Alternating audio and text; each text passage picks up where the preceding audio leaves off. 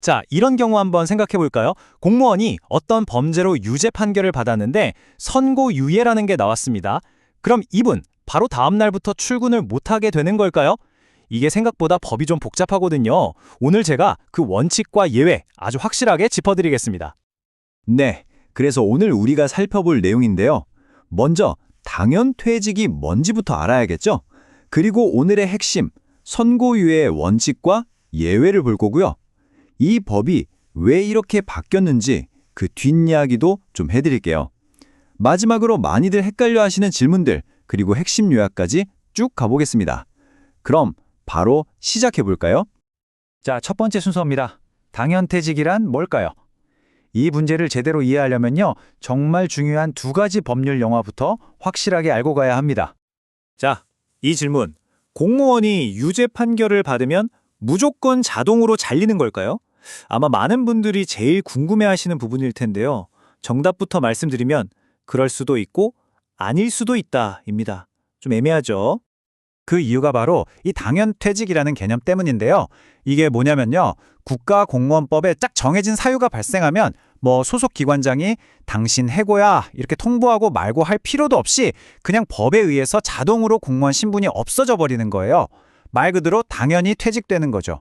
자동 실격 제도 이렇게 생각하시면 이해가 쉬울 것 같아요. 그리고 또 하나 알아야 할 게 바로 이 선고유예입니다. 이건 법원에서 당신 유죄는 맞는데 한번 기회를 더 줄게 하는 거라고 보시면 돼요. 그래서 형의 선고 자체를 일단 미뤄주는 겁니다. 만약에 정해진 유예 기간 동안 아무 문제 없이 잘 지내면 그럼 유죄 판결 자체가 그냥 없었던 일이 되는 거죠. 아주 큰 차이죠. 자, 그럼 이제 제일 중요한 부분입니다. 방금 본 선고유예랑 당연퇴직이 만나면 어떻게 될까요? 이게 바로 오늘 내용의 핵심 중의 핵심입니다. 집중해 주세요. 법이 여기서 딱 두 갈래로 나뉩니다. 먼저 일반적인 원칙은요. 선고유예 판결만으로는 당연퇴직이 되지 않아요. 그러니까 직장을 잃지 않는다는 거죠. 하지만 아주 중요한 예외가 있습니다. 만약 그 선고유예 받은 범죄가 특정 중범죄에 해당한다면 이야기는 180도 달라집니다. 그때는 예외적으로 당연퇴직이 되는 거예요. 그럼 그 예외가 되는 범죄들은 뭘까요? 바로 이런 것들입니다. 뇌물이나 부패 관련 범죄, 그리고 직무상 횡령이나 배임 같은 거요. 또 성폭력 범죄, 아동 청소년 대상 성범죄, 스토킹 범죄도 포함됩니다. 그러니까 입법자들이 봤을 때 이런 범죄들은 공무원의 신뢰를 근본적으로 무너뜨리는 것들이라 설령 법원에서 선고유예로 기회를 줬다고 해도 공무원직은 유지할 수 없다고 딱 선을 그은 거죠. 아니 근데 이 법이 처음부터 이랬을까요? 그렇지가 않습니다. 지금처럼 원칙은 이렇지만 예외가 있다는 시스템이 만들어진 데에는 아주 결정적인 사건이 하나 있었어요. 바로 헌법재판소의 판결이었죠. 이 흐름을 한번 보세요. 2002년 전에는요, 그냥 어떤 범죄든 금고형 이상의 선고유예를 받으면 무조건 당연퇴직이었어요. 아주 엄격했죠. 그런데 2002년에 헌법재판소에서 이건 너무 과하다. 공무원이 될 권리, 즉 공무담임권을 너무 심하게 침해하는 거다 라면서 위헌 결정을 내립니다. 그래서 법이 바뀐 거예요. 다만 그 후에도 그래도 이건 안 되지 하는 범죄들, 예를 들면 부패나 성범죄 같은 것들은 예외 조항으로 다시 추가해서 지금의 모습이 된 겁니다. 말하자면 개인의 권리와 공직에 대한 국민의 신뢰 사이에서 균형을 잡으려고 한 거죠. 자, 이제 이론은 어느 정도 감이 잡히셨죠? 그럼 지금부터는 실제 현장에서 가장 많이들 궁금해하고 헷갈려 하시는 질문들을 몇 가지 뽑아서 확실하게 정리해 드릴게요. 첫 번째 질문입니다. 아까 그 예외 범죄 때문에 당연퇴직이 됐어요. 그럼 선고유예 기간, 예를 들어 2년이 지나면 자동으로 다시 복직이 되는 걸까요?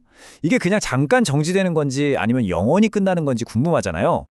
결론부터 말씀드리면 아니옵니다. 복직되지 않습니다.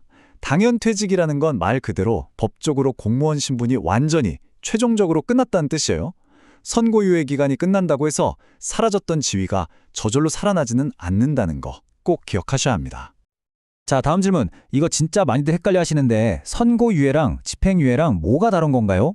비슷해 보이지만요. 공무원한테는 이 두 단어의 차이가 정말 하늘과 땅 차이입니다. 직장을 지키느냐, 잃느냐가 갈릴 수 있거든요. 표를 보시면 아주 명확한데요.